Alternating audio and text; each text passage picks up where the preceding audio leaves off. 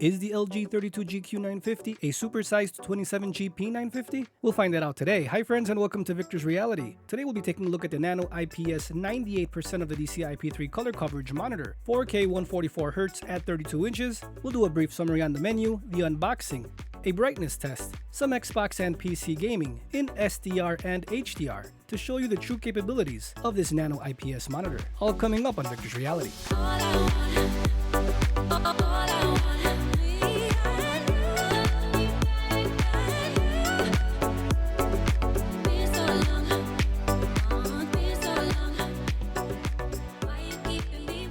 Friends, LG is still one of the companies that do promote gaming monitors as it should, with lots of gaming infographics. As you can see, the unboxing was straightforward, everything was packed securely. With this new overall design on this monitor, it really is a tank of a monitor. It is super well built, super heavy, and thick versus all the new monitors coming out this year. That's just my observation. You can see how awesome the beautiful LED lights in the back, the hexagon look. Nice and vibrant, and it's so thick you can even see inside the monitor with its open vent grills. That's the first that I've been able to see, so you can tell it is pretty thick. But what do you expect? HDR 1000 will produce some heat, so it needs to vent properly, and you're covered here. So far, friends, all the images I've been able to put up are beautiful, are amazing, and are bright. This is a very bright monitor. On a full screen, white window, we're looking at about 450 nits. I've been able to pull up to 458 nits, but here I'm just showing you with this window. It is very bright in full screen. That's very handy for sRGB mode or for any of your gaming. You will see later on I will have Cyberpunk in SDR and HDR, and we will be testing out the brightness levels of the highlights. Here friends, just showing you the presets of this awesome monitor. I do have it on Gamer 1. I will talk to you about a couple of things later on, just showcasing here the menu. As some fixes I've been able to find, all the controls are here. The same menu system as the GP950 with its gamer-centric features. Fast and fluid is the button presses, there is no delay. So while I'm showing you here the menu, there have been some glitches, and I will make a separate video on this topic. If you are getting this monitor, or if you have it, and the picture is mediocre, there have been some errors. When I first boot up the monitor, I connected it to my Xbox, and it was a very dull looking picture. I was unhappy. I set up the monitor the same way I have my 27GP950. Gamer 1, 100% brightness, you know, the way I like it. A very bright, impactful image. And I just wasn't getting it on this monitor. I connected it to the PC, same thing. I tried sRGB mode, I tried Gamer 1, and I was just very unhappy. So I'm like, okay, something's going on here. So what I did was, I went into HDR mode on the PC. And I said, okay, well maybe this is an HDR only monitor, right? I mean, maybe SDR mode just doesn't look good with this new ATW Polarizer. And we'll get into that subject in a bit. Even with HDR, again, because I'm used to the Neo G7 and Neo G8's mini LED local dimming power or the LG 42-inch OLED, it's really hard. Like I've said before, it's going to be very hard now on the market to return to a monitor that does not have that many local dimming zones. We're looking at 32 local dimming zones here on this monitor, 16 top, 16 bottom, in a vertical setup, and so far I was unhappy. So I left it on HDR, didn't know what to do. I hard reset the Xbox, I turned off my PC, I hard reset the monitor, gave it about 15-20 minutes, came back, started it up again with the Xbox because the first thing I test always is Mortal Kombat, and I wanted to see the HDR performance on Cyberpunk because all of those neon signs really look amazing, especially on the Neo G7 and Neo G8, so I wanted to test it, versus this because I just recently saw it. And then when I went to the Xbox, and I selected HDR mode, it opened up completely. Like if there was a glitch or a bug on the monitor that was just stuck, it looked like it was at 50 brightness. It wasn't no 80 or 100 brightness. I do show you a test in a bit what 80 versus 100 looks like. It's about 100 nit difference. I have seen some issues online where people are not happy because they're saying it's not a bright monitor. And of course it was not, and that's true, it was not at first. But after I hard reset it, I don't know if the monitor glitched or it was just stuck at a previous brightness setting for whatever reason. It opened up, and now I'm getting with the peak highlights over 1000 nits, and I will show you that. And also in SDR mode, we're looking at 450 nits, so now it's an amazing bright picture. Gamer 1, brightness at 100. That's how I like it. But honestly, I would say it's a supersized 27GP950. It's a 32-inch 4K 144Hz monitor. That 98% of the DCI-P3 color coverage, friends, is a sight to behold. That color saturation, that color pop when things are transitioning, when like two swords are hitting each other and that sparks, it is amazing to see in SDR mode. We're looking at about 400, 450 nits on that spark, because again, the highest I've been able to get is 458. So I will be able to showcase this monitor. Now I am completely satisfied. It is not a dim monitor, it is very bright. So let's take a look at Cyberpunk so you can see what I'm talking about. First, we're going to start off with HDR. Now you see the transition, it just changed to HDR mode, the top right corner. So this part I like seeing a lot. But here, opening up the menu, just to show that these are my settings, HDR is on. It is on Gamer 1, as that is the Display Visa HDR 1000. Make sure to keep your local dimming on the fastest, because if you have it on normal, it doesn't turn off like it should with local dimming. Anything that makes the highlights pop is what you need. Now look friends, this image is very bright. That mac and cheese I'm showing you right here, is that a macaroni or a cigarette? I don't even know what that is up there.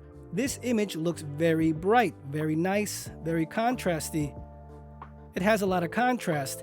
Not as much contrast as the Neo G8, and I'm just being honest with you. Those monitors, mini LED local power, is easily seen on a Versus video. It's a beautiful monitor, don't get me wrong. It's beautiful, I am happy with what I'm seeing. It's just a different look. The monitor space is changing.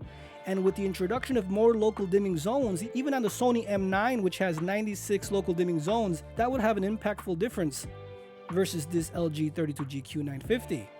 We need more local dimming zones. But what I'm seeing here, it's a very good HDR image, of course with the limitations of IPS. Here I'm going to show you the brightness power on this monitor. Look at that, over 1150 nits. That is crazy. The thing is, even if the Neo G8 was the same as this, the Neo G8 would look deeper because all the surrounding image can dim way better. Because remember, we're looking at 16 top, 16 bottom versus the 1196 local dimming zones on the Neo G8. Friends, I'm just explaining to you what I've been able to see versus the Neo G8. You know, I want to help you make that awesome buying decision. You should know what you're getting yourself into. This is an awesome creator sRGB mode monitor. I love it. Look at the image you're seeing here. Full screen brightness is amazing in SDR and HDR. It's just that the picture can't get as deep as mini LED or even a VA panel. But if you're considering upgrading your 27GP950, I mean, you know this. You know the difference between VA and IPS. And then now when you introduce mini LED local dimming power or even OLED from LG, you know there is a huge difference between the IPS look versus VA versus mini LED VA or even mini LED IPS and then LG OLED, right? I mean, you know this. So you saw how bright this LG 32GQ950 can get. So let's go to SDR mode. Showing you here, it's at 100% brightness because I want to show you the power of SDR. Now, preferably, I love SDR on this monitor more than HDR. Even though it can get very bright in HDR mode, the picture's not as deep. But if you put it to SDR mode, the picture is way better in my opinion. Now this is the highest I can get it with this highlight at 430, 437. I have been able to get this as high as 458 in another scene. The image looks a lot deeper. Maybe because the HDR is washing it out. You can mess around with the HDR setting in the NVIDIA control panel. I'm just showing you what I've been able to set up here. So let's go down to 80 brightness just because I want to show you what happens. It's about 100 nit difference. It lowers from 100 to 80.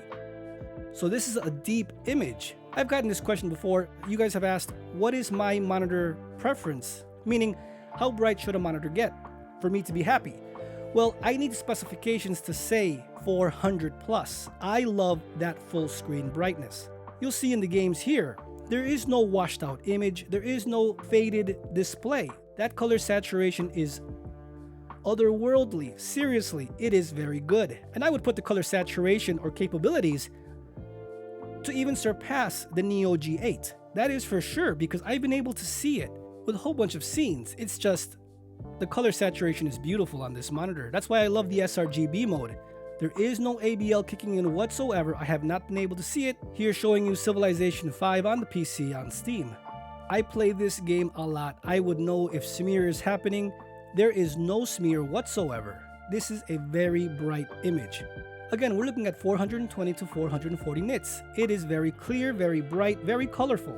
Look at the borderless design, it is beautiful. But the monitor market is changing, and we're getting bigger sizes. But now they're gonna need to include more local dimming zones. There is just so much competition. Honestly, I'm happy with this monitor. I'm happy with the performance. SDR is beautiful. I expected that. I expected a successor to the 32GQ950. It is there. So just showcasing some Civilization 5. Here moving on to Street Fighter just for this scene. Look how beautiful and clear it is. It reminds me a lot of the Gigabyte M28U. It is full screen brightness. It is so fast. The transitions are so fast on LG Nano IPS monitors. Look how clear the raindrops are, friends. It is super clear. Remember, this is a flat monitor. This is not a curved nonsense monitor. Meaning, if you guys love flat monitors, this is it. This is beautiful. It's bright. It's awesome.